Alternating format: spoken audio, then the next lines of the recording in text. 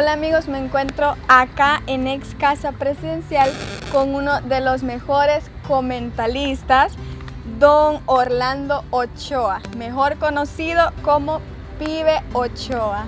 Muy buenas. Muy buenas tardes.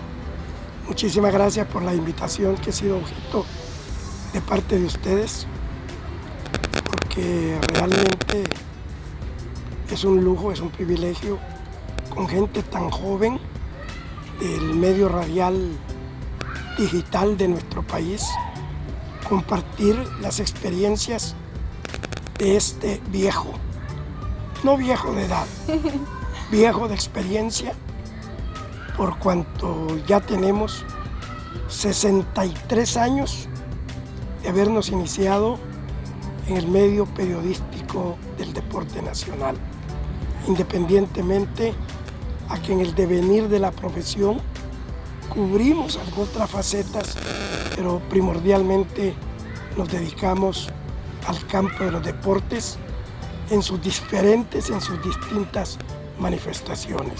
Ya que tocó esa área del deporte, cuéntenos un poco sobre toda su larga experiencia que ha vivido en ello. Yo creo que se le va a terminar la cámara. No, hay bastante espacio. Ah, bueno. Sí, porque como le dije hace algún momento, es dilatada mi vida en el medio. 63 años que comenzaron precisamente un 16 de septiembre del año 1957, cuando se jugó en el fútbol, que es el deporte por excelencia y preferencia del pueblo salvadoreño, una final que asemeja a la forma en que se está disputando actualmente el torneo del fútbol. ¿Por qué se asemeja? Porque en aquella época, por razones que no recuerdo, se jugó ese torneo de copa, se llamaba interzonal. Clasificó FAS por el occidente, el glorioso Atlético Marte por el centro y el también histórico Luis Ángel Firpo por el oriente del país. El primer partido que ya oficialmente me tocó narrar fue, si mal no recuerdo, era la final entre FAS y Luis Ángel Firpo. Los únicos que conocía de esa alineación, porque no se mueven o se movían muy poco en aquella época, eran los arqueros, los porteros, los metas. Werner Ortiz Schwager por Firpo y el zurdo Pérez por el equipo de Alianza. Y ahí comenzó el devenir de una carrera que, gracias a Dios, primordialmente al apoyo familiar, se tradujo en mucho andar, en mucho recorrer, en mucho conocer. Tengo el privilegio, y perdónenme por favor la inmodestia, de decir que quizás soy el único sobreviviente de los que nos llamábamos los directores deportivos. ¿Por qué digo esto? Porque este servidor narraba fútbol, béisbol, soy el único narrador de béisbol que ha trabajado en grandes ligas de los Estados Unidos. Baloncesto, soy el precursor en la colega YSKL de la transmisión de las vueltas de ciclismo al país. Narré, lo único que no me gustaba era el boxeo, sigue sin gustarme, y atletismo, en todo estábamos, pero gracias a Dios pues eso me permitió ese andar, un andar que se reflejó en situaciones grandes, enormes, especiales. Yo a través del tiempo no me había percatado que tengo un privilegio que nadie lo tiene. Yo como narrador he vivido los 3 más grandes acontecimientos de la historia del deporte de este país.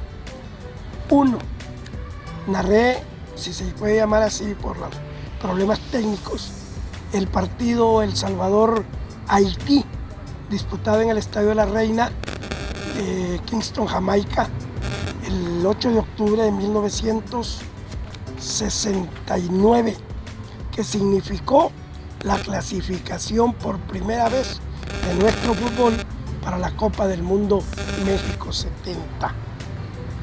Fui también partícipe, ahí sí, puedo decir abiertamente, en narración de la hexagonal Tegucigalpa 1981, que terminó con la segunda clasificación del fútbol nacional para una segunda Copa del Mundo en España 82.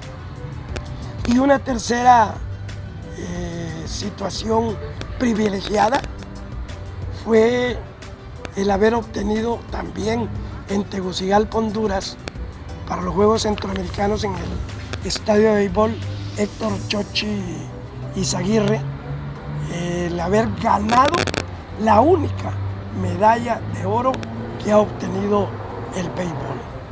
Después de eso, como les repito, es un privilegio, es un punto y aparte de mi quehacer, de mi vida, a través de la actividad deportiva.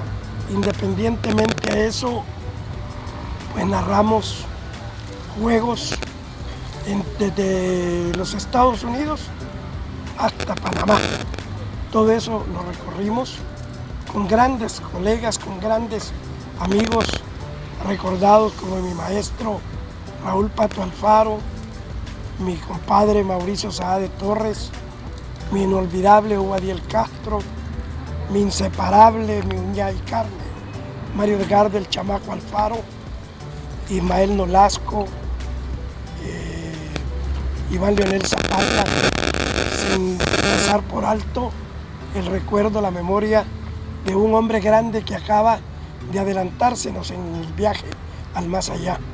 Allá en la tierra del tío Sam murió recientemente Carlos Alberto Osorio, conocido popularmente como Escopeta Osorio, con quien tuvimos grandes anécdotas, grandes cosas que relatar, que contar, y en fin, por eso les decía, resultaría hasta cierto punto corto el espacio para poder dimensionar lo que he vivido en este ajetreo, en este andar, en este vivir de la radiodifusión del deporte. Lo último, podemos llamarlo, han sido 27 años que estuve a cargo del programa Visión Deportiva en la emisora Radio Maya Visión, que por ahí está todavía funcionando musicalmente hablando, pero ya no en el contexto del cual fue creado.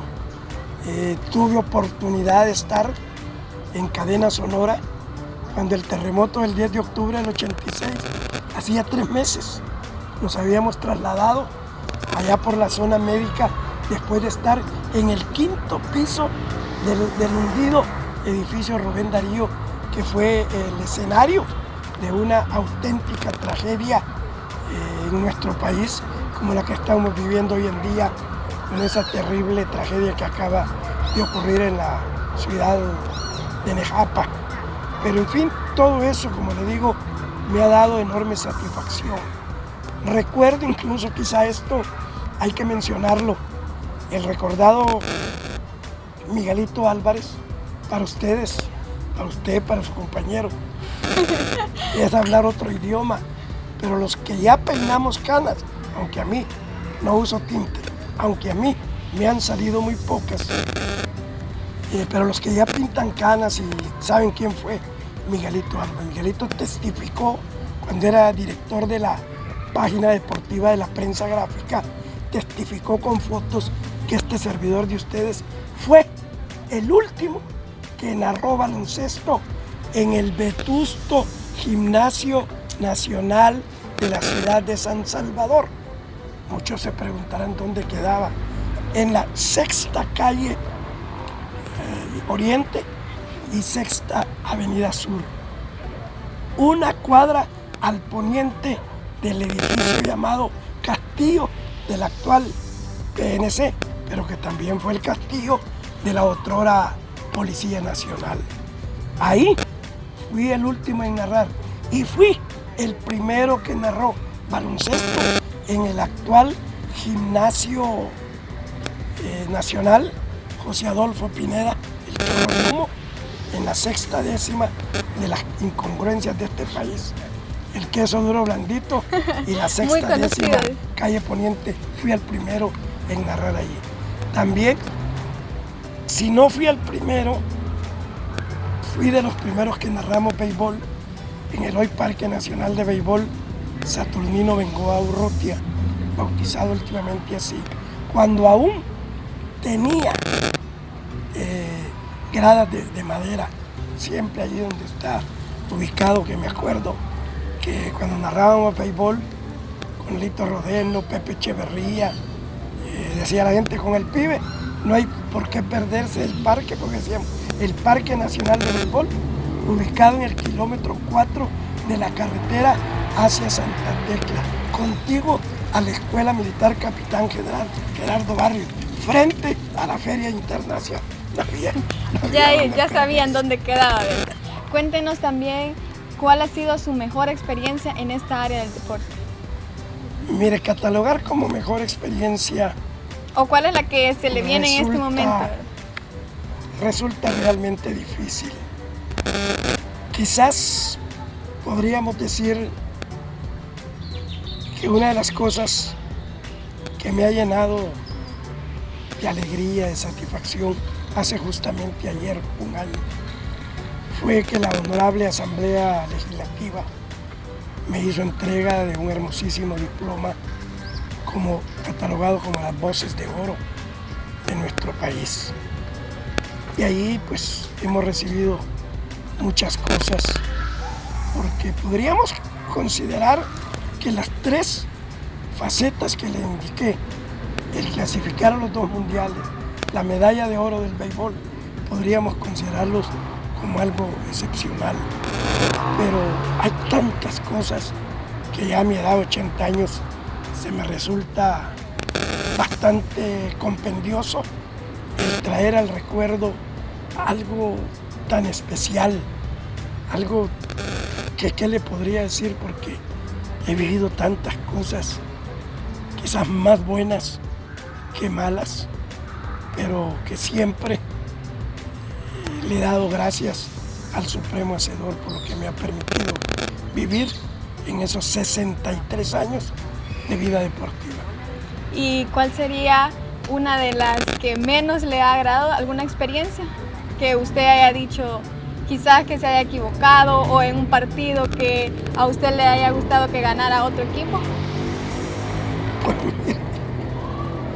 quizás va a resultar hilarante, digámoslo así, el hecho de que recién comenzado en esta profesión, ahí cerquita del que ya les describí, el viejo gimnasio, ahí estaba YSO, la voz de la democracia, de don Edmundo Nussen, un ciudadano francés radicado en nuestro país, que fue quien me dio la primera oportunidad de trabajar en radio.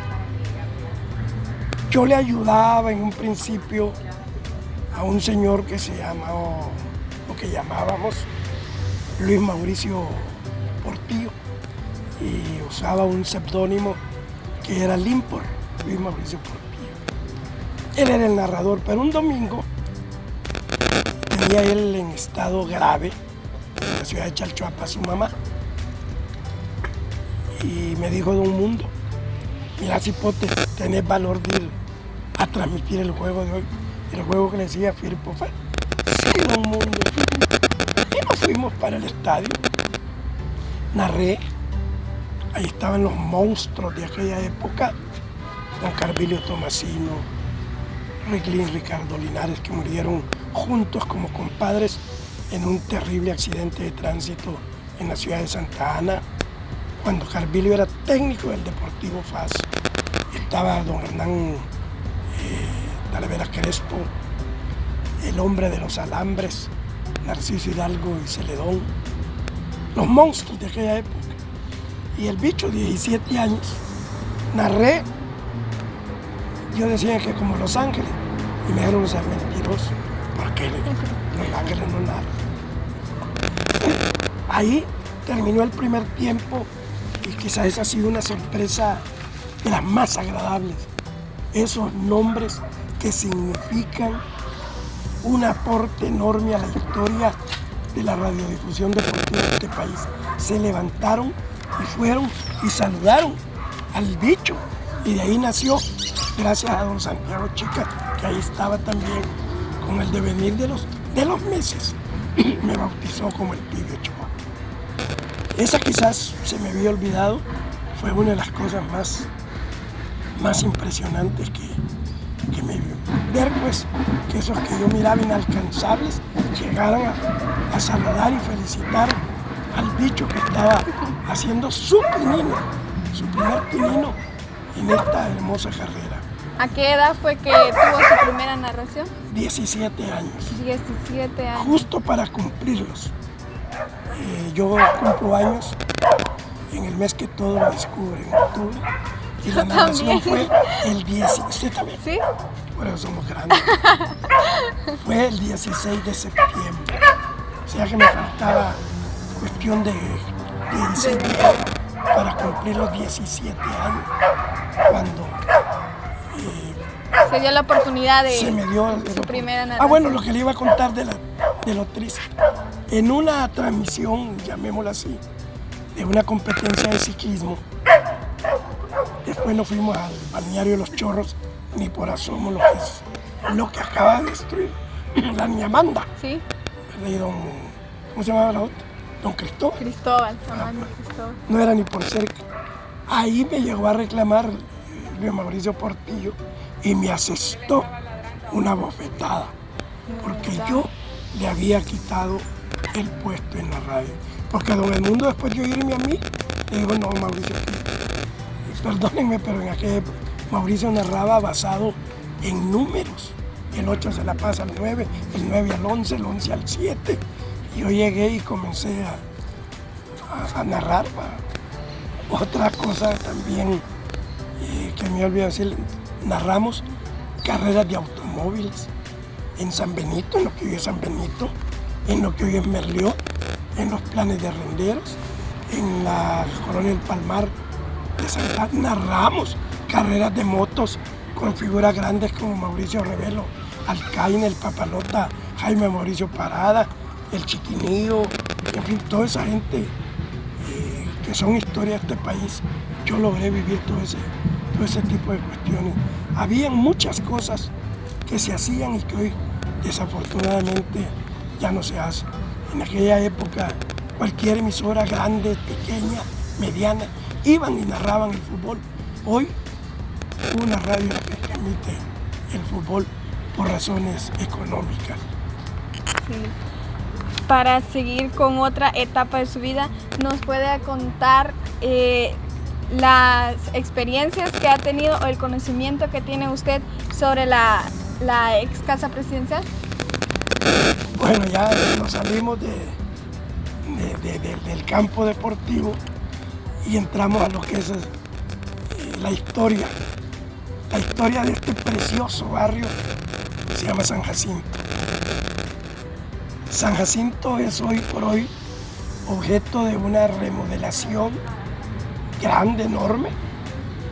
El proyecto se llama, ¿cómo se llama el proyecto? Complejo Turístico del barrio San Jacinto. Hay un complejo grande que quieren conjuntar la Capres, el zoológico, el velódromo, Saborirao.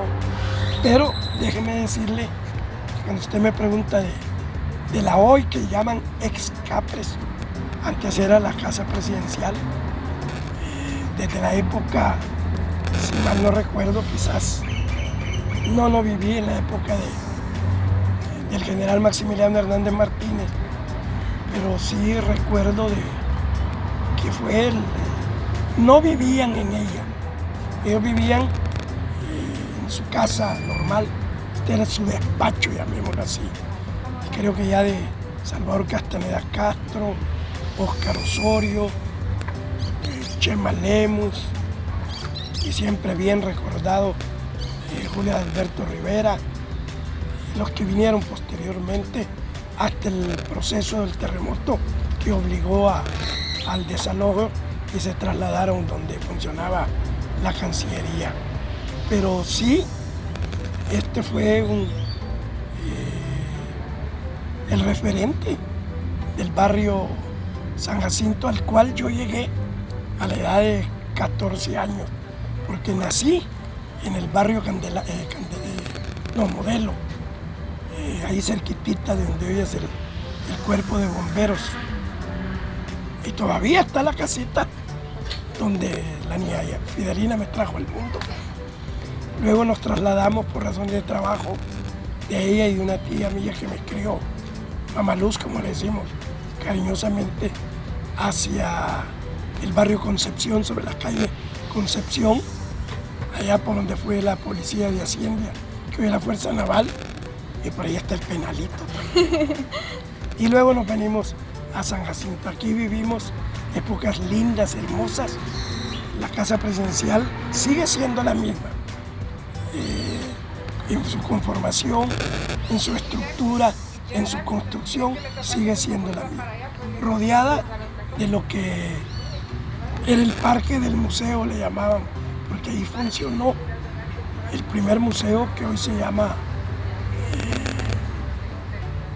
como se lo acabo de decir, bueno, el Museo Nacional David J. Guzmán. Había un zoológico pequeño, también al otro lado de Casa Presidencial, dentro de lo que llamábamos el Parque Venustiano Carranza, funcionó la primera estación inalámbrica de la entonces Dirección General de Telecomunicaciones, que luego se convirtió en Antel, y después ya la historia normalmente ya la conoce, que no la conoce, cree usted, que se cambió a ser Telecom, hoy Claro, y bueno. Ajá. Pero en el Venustiano Carranza, los que vivíamos aquí y nos visitaba mucha gente, era hermosísimo. Los días lunes habían conciertos musicales, había un laguito artificial muy bonito, en fin, era precioso, era un oasis para el amor. Muchas parejas ahí se conocieron, ahí se declararon amor, ahí llevaron a feliz término su relación. Yo le hacía la broma. A lo mejor más de algún ciudadano fue creado ahí en el... Pero era hermoso el Venustiano Carranza.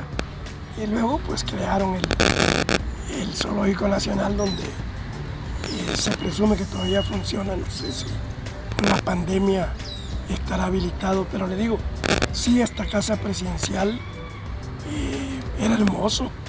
Los que éramos vecinos vivíamos intensamente cuando se daban las paradas de los cadetes de la escuela militar, cuando venía un embajador a presentar cartas credenciales, y tú esa libre, y los presidentes no andaban con mayor aspaviento de seguridad ni cosa por el estilo.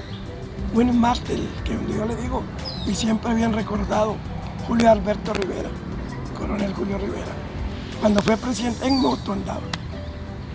Tenía seguridad, pero cuando agarraba la moto se le perdía la seguridad. Llegaban allá al entonces Estadio Flor Blanca, porque le encantaba el fútbol, a buscar, porque se les perdía. Pero no es lo que hemos vivido en las últimas décadas, de esos enormes aparatos de seguridad.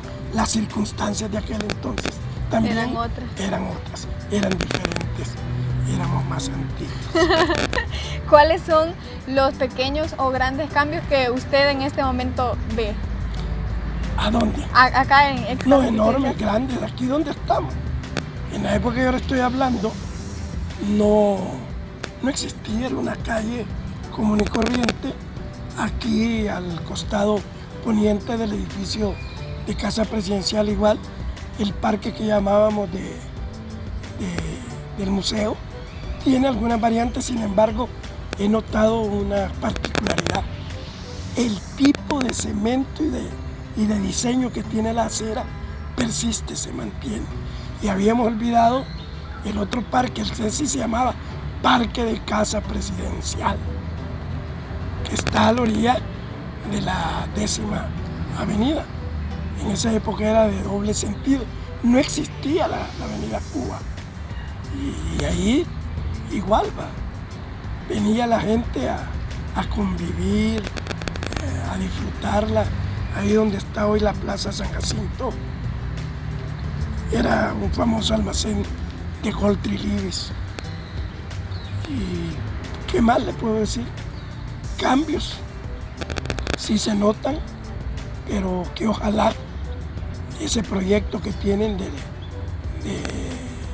turístico para el barrio San Jacinto se convierta en una realidad, porque la gente lo quiere, la gente lo necesita. Debemos de aceptar de que las situaciones, las circunstancias actuales no permiten que masivamente la gente venga, pero sí he tenido oportunidad antes de la pandemia, que ya se vislumbraba que el proyecto turístico Barrio San Jacinto caminaba por el sendero del éxito. Pasándonos a otro tema ya personal, ¿qué nos podría contar sobre su historia, sobre su vida en la juventud, su familia? Pues fíjese que la vida en sí, podemos decir que la profesión de radio me la cortó.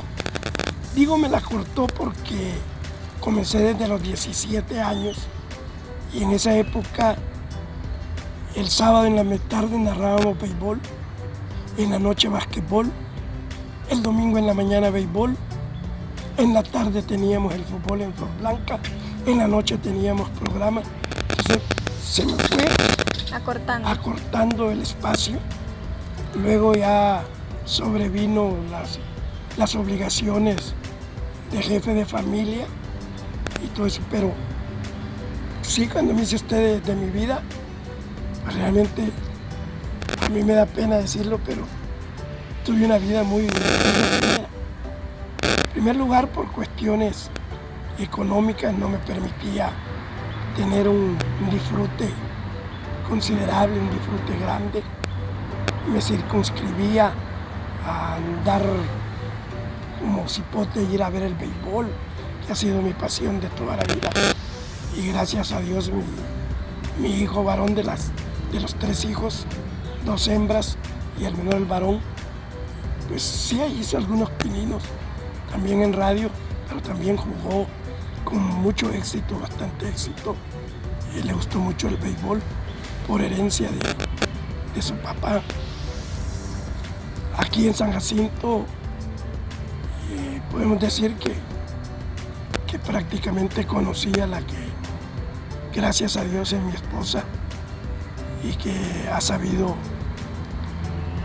tener paciencia, considerarme por todas las cosas, pero después ya trabajando todos los días de lunes a domingo, fue muy poco el margen que me quedó para desarrollar, podríamos considerar una vida normal desde el punto de vista social.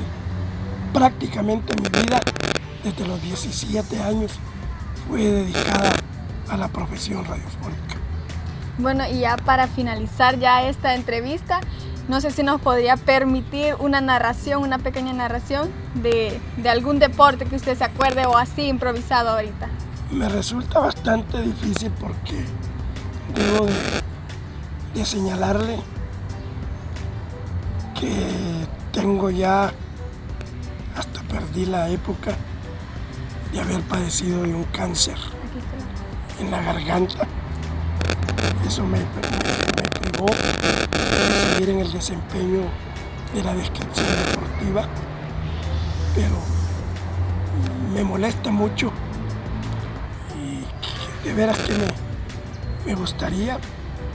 Recuerdo quizás primordialmente, y por ser un poquitito más pausado, la época en que estábamos en el Parque Nacional de Béisbol Saturnino Bengoa Urrutia, donde compartimos con Lito Rodeno, con Pepe Echeverría, con el Chocho Ramón Rodríguez, con Juan Vilches, Raúl Serna Varías, Orlando Hernández, y tanta gente que desfiló ahí. Ahí lo último, podemos decir, más relevante de la radiodifusión fue la última trinca infernal, que la conformábamos Lito Rodeno, Ramón Rodríguez, ambos ya desaparecidos, porque no me mire así, pero a todos los enterré ya. Solo me ha quedado por ahí unos 2 menores, pero los demás ya se me adelantaron. Ellos 2 ya desaparecieron y este servidor. Esa época recordamos cosas tan simpáticas que decíamos aquí en el Parque Nacional de Béisbol Saturnino Benjamín Urrutia, el partido de béisbol. Mi hijo se va a emocionar mucho cuando decimos Jaime Galeano Linares, un extraordinario lanzador zurdo de nuestro béisbol, que quiso mucho a mi hijo, que le ayudó cuando mi hijo era jovencito, niño, y jugaba béisbol, por decirle algo. Decíamos, bueno, viene a batear la Mema Sandoval.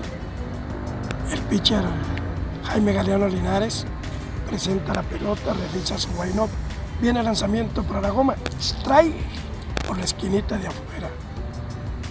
Devuelve la pelota, vuelve Jaime Galeano Linares, se arma de nuevo el lanzamiento para la goma, swing, tirándole. Y así ya, todas esas cosas se van perdiendo. Era muy importante, era muy bonito, bien dicho, por decirlo así, que decíamos, hay casa llena, viene a batear el gigante de ébano, Cirilo Errington Díaz. Pero hay un pero, hay 2 outs. Y así, había un comercial muy simpático que decíamos, batazo por el campo corto, recoge el shortstop, tira para primera, fuera para consumar el tercer out de la entrada, que le pone fin a la entrada, y usted póngale fin al dolor con Dolofin, el recordado doctor López, fundador de la fue eterno patrocinador. Pues se lo digo, pero ya no siento la fuerza de aquella época. Narré el baloncesto. Escopeta aceptó públicamente que había aprendido mucho de mí. Inclusive fui técnico, entrenador. Aquí, enfrente, en el Zapote, ahí entrenaban unos niños baloncesto. Yo vivía en la calle México y vine al cuartel y los vi jugar y empecé a corregirlos. Y de ahí el hoy coronel Hugo Vega me dijo, mire, ¿por qué no nos entrenan? Y así comenzamos, y luego se formó el de niños, las muchachas, y teníamos el equipo mayor. Con los 3 fui campeón. Luego entrené al Colegio Salvadoreño Alemán, el Instituto Arce, y por ahí de repente empezó más la radio. Ahí era cuando narraba Escopeta, porque narrábamos el baloncesto colegial en el gimnasio Adolfo Pineda. Cuando el salvadoreño alemán le tocaba jugar, yo tenía que dirigirlo. Entonces, Escopeta, andate, ya con lo que te he oído, yo lo hago.